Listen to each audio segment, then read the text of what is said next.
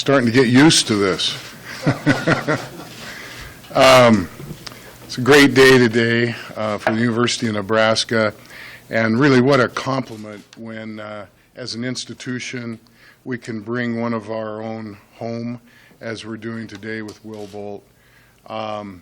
Two-time captain during his playing days, involved in all three of the Huskers College World Series appearances, all four of the Super Regionals. I really emphasize the captain piece because there's no greater honor for an athlete than to be elected captain by your own teammates, and he did it twice. That says a lot right there. But then went on and built a resume at a championship caliber program at Texas A&M, was a head coach. I love this. When I sat and talked with Will, I said, I like the fact that you were at a small place where you have to share a secretary, you have to make the coffee, you have to ride the bus. And he said, heck, Bill, I drove the bus. And I like that in the coaches that I'm able to hire. We got the full package here, a scrapper, a winner, a beautiful family, and he's back with us now, and I'm excited to hear what he has to say. Let's welcome the 24th head baseball coach at the University of Nebraska, Will Bolt. I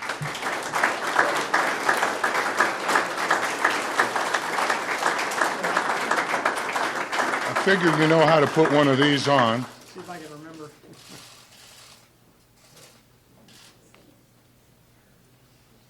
Right number, huh? That's right. That's a popular number at Nebraska. This is for you too. Thanks, man. And welcome. Thank you. All right, you bet. Take it over.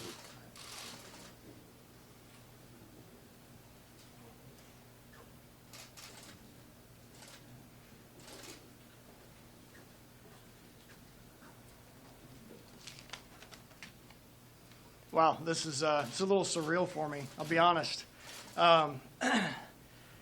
The first thing I'd like to do, really before doing anything else, before I really get in anything else, I want to make sure, take a moment to thank and honor Darren Erstad for all the time and effort, the heart and soul that he poured into Nebraska baseball for the last 8 years. So just wanted to take a moment to do that.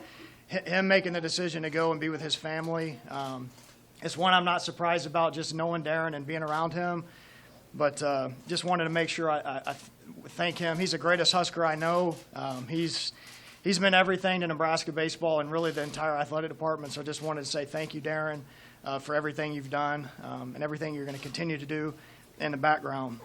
I'd also like to thank Bill Moos, John Jentz, Bob Burton, Chancellor Green, President Bounds, really everybody associated with the athletic department for making this day possible. Of course, the former players that I've coached through the years, guys that I've felt like I've had a chance to help mold into young men, they've helped mold me. Guys that I've coached, I've played with. I see some familiar faces in the back today. It's been a long time, but. And, of course, my family here, Lauren, Jackson, and Austin, and little Bella there. She's cooing over there with her. But just the roller coaster ride that baseball and being a coach's wife can kind of provide, and the rock that she's been for me throughout my entire life, my entire career, and my boys. They're excited to be here, too. So my parents, Bill and Debbie, they've always been a great support for me and really kind of just pushing me out of my comfort zone when I was 18 years old to come to the University of Nebraska from Texas and kind of helped start me on my journey. So it's the honor of a lifetime for me to be here, standing in front of everyone here, and for my family and me to return to Lincoln, to have a chance to be the head coach here. It's truly something that I can hardly describe. It's something that dreams are made of. But for as much as the university has given me, the athletic department has given me, the experiences, the friendships that I've made, just to have the opportunity to feel like I can give back and serve in this capacity as head coach is something that is truly special. So as I started kind of thinking about the last 7 days, I guess it's been 7 days, maybe it's been a full year, I can't even remember, it's been a blur since our season ended, but kind of reflecting back on all of my journeys as a Husker, and it's really kind of a unique situation in that I've had the opportunity to literally sit in every chair that you could sit in with Nebraska baseball. And I think back to it, I was a scrawny kid coming out of Texas. Dave Van Horn and Rob Childers took a chance on me to come up here and play and have a chance to play in 2 College World Series and actually have a locker as a senior for the first year of Hawks Field at Haymarket Park, to have that seat and to be a player in this program. And then when I was finished playing, had the opportunity to be a student assistant, help the program out in any way possible. Mostly my number one thing that I did every day is I sat next to Renee Brinkman, who's really the boss of Nebraska baseball, as most of you know. My duty really was to bug her every day. I sat next to her, I stuffed envelopes, I cut some things out for her, mailed some things out. Like I said, just basically bugged Renee for an entire year. And then the next year, having a chance to be a graduate manager, which was kind of a new position. And some of those tasks and duties that I really remember was going and stocking the coach's locker room with shampoo and soap, doing some laundry for the team, and organizing equipment. So that was kind of the duties of that first year as graduate manager. And then the next year as a volunteer assistant coach, where I had the chance to learn and be around Mike Anderson, Rob Childers, and Andy Sawyers. And then as associate head coach with Darren, coming back here in 2011 when he was named head coach, ushering Nebraska into the Big Ten, kind of a new era of Nebraska baseball, and allowing us to just see some new things and new experiences, and having a chance to get to a regional in 2014 was big. First time in 5 years for the program. So. And now to today, just having a chance to be the head coach is, I can look back on all those experiences as a player, as a manager, as a coach, and truly say that this is the highlight of it all, is to be the head coach of Nebraska baseball. And I just look forward to carrying on the momentum that Coach Erstad has helped provide for this program, and strive every day to just do the little things, just to do whatever it takes to help us become the team that has a chance to play in Omaha year in and year out and be the last team standing. So I can't wait to get started. I'm very thankful for the opportunity. I have my 2 assistant coaches here with me today as well, Lance Harvell and Jeff Christie. Some of you guys may recognize Jeff Christie's name. But I'm excited to get going. I'm fired up, and I'm almost as excited as Bella is over here. She can hardly contain herself. So excited to get going and ready to open it up for questions. Yep. Okay. Well, could you describe how maybe you've evolved as a coach since you were here in Nebraska last? I've seen a lot. Just being having a chance to go coach in the SEC every day. Kind of seeing what that's all about, the players, the guys that you're going up against are major leaguers or guys that are big league ready. I learned a lot. It's a different, it was a different league. It was different experiences, just playing in different venues. And it was 5 years. So, yeah, I feel like I've grown a lot. I've learned a lot. I've learned what I'd do all over again, some things I probably would do differently. But I would say just more than anything, just having 5 more years of being a coach at the highest level kind of helped prepare me for this day to be a head coach. Well, those 3 years that you were here in the Big Ten, how big is that in the grand scheme of knowing kind of the differences of Big 12 to Big Ten and being able to see that for 3 years as you come back into Nebraska? Yeah, really just kind of being familiar with some of the venues, being at some of the different parks and those type of things, knowing some of the rules of the conference as far as travel days and those kind of things. But just anytime you've had a chance to be around for a few years, you're going to learn a few things. And so just having that chance to be in the Big Ten before, certainly some things I'll draw on. Will. Yep. Ross Sturgeon, welcome back. Thank you. I'm with WWT 6, Channel 6 in Omaha. You made the final out to send Nebraska to its first College World Series. Take us back to that moment, and what does it take to take a team from Nebraska to the series? Back to that moment, I think we had a 3-run lead. We had 2 runners on, and there was a pop-up in shallow center field. And honestly, I can say there was no other thought that crossed my mind other than I cannot wait to dogpile when this ball comes down. So that was kind of what I was thinking right there, and just to have that opportunity and be in that spot, it was obviously a huge moment for Nebraska baseball, and I guess just being around a bunch of winners every day, from the coaching staff to the players and those type of things.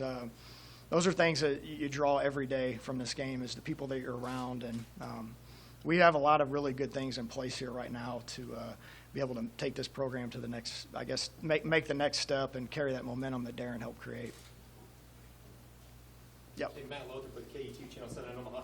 What is your brand or style of baseball that you would like to play in? Winning. Whatever that's got to look like. Honestly, just whatever it takes. Just a bunch of guys that are fighters. They're gonna scrap. You got to have talent too. If you have talent and you have guys that play that way, you do win a lot of games. So I'd say just a bunch of guys that are tough, hard-nosed. They're going to play the game where the fans can watch the game and say, those guys get after it. I'd say if you had to say anything, that's what I'd like to have happen. Will, Michael Jones. Yep. Talk about your staff a little bit. I mean, what made you want to bring those guys along? You had things play pretty quickly. So Yeah. I've been thinking about this for a while. Just have an opportunity to be a head coach, I guess.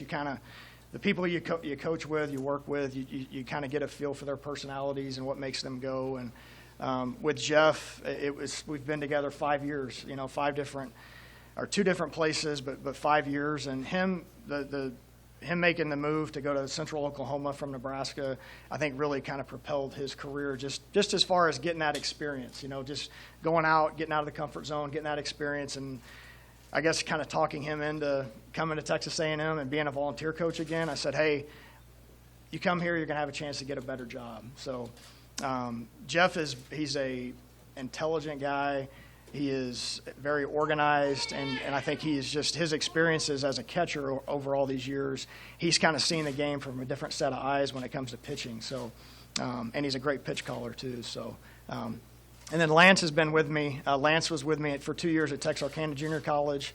Our paths crossed when I first started coaching. My first volunteer year at A&M, he was still a player.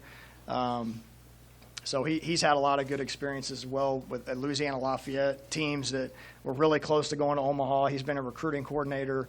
We're all very good friends, but I didn't choose these guys because we're friends. I chose them because they're great coaches. So, but we're going to have that camaraderie and that kind of that family type atmosphere too that I think is very important. Hey, Will. Andrew Ward, Chile. Have you had a chance to talk to Darren at all? What did you learn from him under your time here? Yeah, I've talked to Darren. Yep, I've talked to him a few times. Kind of when the process first started, and then when I accepted the job, he was one of the first ones that I called. He's very supportive. I've learned a ton of baseball from him in my short time here in the 3 years I was with him. Like I said, he's the greatest Husker I know. There's nobody that loves Nebraska more than him. He's a brilliant baseball man, and obviously we all know he's a great family man. So I'm going to continue to lean on him. I know he's going to kind of be in the background a little bit. He doesn't want to be, front and center anymore, which I totally understand. But he's going to be there for me to lean on, or at least he better be, because I'm going to bug him a little bit. No, he's great, and we've been in definite, constant communication. Coach Adam Kruger from Channel 3 in Omaha. What's the greatest things you learned from Dave Van Horn and Rob Childers? How to compete. I feel like I had a pretty good idea of that as a player. I kind of had to do that because I was an undersized guy, and I had to do it to survive. But just there's a difference between competing and staying focused and being able to kind of keep your emotions in touch. And Dave was the ultimate competitor. He was the ultimate in the details and taking care of the small things and really just playing the game the right way. And Rob is the ultimate mentor. He's the guy that was always there to put his arm around you, listen to what was going on off the field, some things that he needed to do, maybe not even as a coach, just kind of as a friend. And I think just having that balance and a lot of things that I've learned as a coach come from those two guys. Will, what is your message to the high school coaches and players in the state of Nebraska to make them come to Nebraska? Well, this is a great place to play baseball. I mean, we're talking about the University of Nebraska, the Huskers. We want every kid to think it's cool to be at Nebraska, and I think they do. I think it's just a matter of making sure that we identify the right guys, we get in on them early enough. But we're going to make it a priority. I mean, there's enough good players in this state. I mean, you can go back and look at the rosters of every great team that Nebraska's ever had. It's a really good combination of in-state players, maybe some junior college hitters mixed in, and really development of the pitchers in this state. There's a lot of them, and there's a lot of really good players in this state. So we want to keep them. We can't necessarily keep every single guy because of roster needs and everything else, but we're definitely going to make it a priority to keep these Nebraska kids in state, and we're going to start there. Hey, Coach, back here. Yep. Tim Brook, KLN, and Lincoln. In your honest assessment of the program, just how ready do you think this team, as it currently stands, is ready to go compete for Big Ten championships and beyond? Well, all you have to do is look at where they were last year. Very close to winning a regular season title, a Big Ten tournament title. Basically one pitch away from being 2-0 in a regional. From a team that really didn't kind of catch their stride till late in the season. So maybe just finding some consistency early in the year allows you to win one or two more games, which maybe allows you to host a regional. So it's that paper thin, and that line is always that thin, I think, with every team and every year, where you're awfully close to being a team that can host a regional or awfully close to being a team that may not even get to the postseason. So I think it's what you do in the days in between that allow you to be the team that's going to have a chance to play the longest. Coach, Chris Bass, Journal Star. What's kind of been the first order of business this week? You said that you get settled in and get started. Just, I guess, meeting the players, visiting with the support staff, getting our staff here, kind of getting the paperwork filled out, all that good stuff. Recruiting, it started immediately, just getting on the phones and visiting with high school coaches and that type of thing. And these guys, I've hardly seen them, even though we've been in the same office. We've been running around doing different things, but they've hit the ground running when it comes to those things with recruiting. It's been fast and furious. It's been I've really done my best to try to slow down and enjoy it because this is, like I said, this is the honor of a lifetime to be standing here. Yep. Coach Matt Reynolds with Channel 8 in Lincoln. You got glowing recommendations from both Dave Van Horn, Rob Childress, and some other people with big names in college baseball. What does that mean to you, especially coming into your first head coaching job? What it means is I feel like if you just show up and work hard, that anything's possible. And I feel like that's just kind of the path that I've taken as a player, as a coach. I've never really been one to care about anything else other than just being the best I can that day. And so I'd like to think that that's probably what has allowed them to feel like they can, put their name behind it and say that they feel like I'd be a good fit and be a good coach. And I think if you make it more than that, if you make it about the next job, if you make it about the next place you're going to go, looking too far in the future, you just totally lose sight of what's right there in front of you. And I feel like I've always had a pretty good sense of just doing that, and I've had pretty good being grounded here with Lauren, and she's kept me in my place a few times when I needed it, so that helps too. But yeah, just the day to day, just showing up and being the same every day. Well, can you just maybe walk us through the process for you when Nebraska reached out, how difficult or easy that decision was? It was a frantic 48 hours, I guess, after our season ended. Basically, our season ended. I got home from Morgantown, West Virginia, walked through the door, hugged Lauren, hugged the boys, sat down on the couch. I had my phone in the other room, and took a deep breath, like, okay, like season's over, we're in recruit mode now, and then my phone started blowing up. It's like, hey, Darren resigned, this is going on. What do you think? And so it's just kind of been a whirlwind from there. And then obviously things moved pretty quickly from there. I had interest right away. This was a no-brainer for me, just as far as the job, the opportunity, everything that Nebraska baseball means to me. And so that moved very quickly. Had a chance to meet with Bill, and the rest is history. So. Well, have you been able to meet with many of the current players? I know a lot about playing some of all names like Yeah, we probably have 8 to 10 guys that are here that we've kind of visited with individually. Yesterday, we kind of addressed them as a team, just a couple things, and introduced our staff to them as well. So, like probably 8 to 10 guys in town, and reached out to others on the phone, text. We got group messages going, and kind of just already got the ball rolling that way. So, yep. Coach, you guys had a knack at A&M for stealing Lincoln kids or Omaha kids that went the JUCO route. I guess, how do you sell Nebraska to those kids who maybe want to play in Texas or play in the SEC? I think every kid wants to play at Nebraska, actually. That's the way I look at it, is that they want to be here. We just got to make sure that we kind of foster those relationships early, whether it's a kid that we don't feel like could fit our roster at that particular time. Talking to the junior college coaches, kind of making that a priority that, like, look, these guys are coming down from the state. We want to make sure we get first dibs at getting these guys back, and really just kind of keeping that line of communication open with the kids when they go down there. So we got a lot to offer. I mean, we've got the great facilities. We got unbelievable fan base. We've got everything in place that we need to win. We just, like I said, we just need to make sure that we foster those relationships early and keep the kids in state. Anything else? Okay, we'll have breakouts, as I'm sure you guys were previously told, in the back with Will and the assistant coaches. Bill Moos will be outside in the hallway.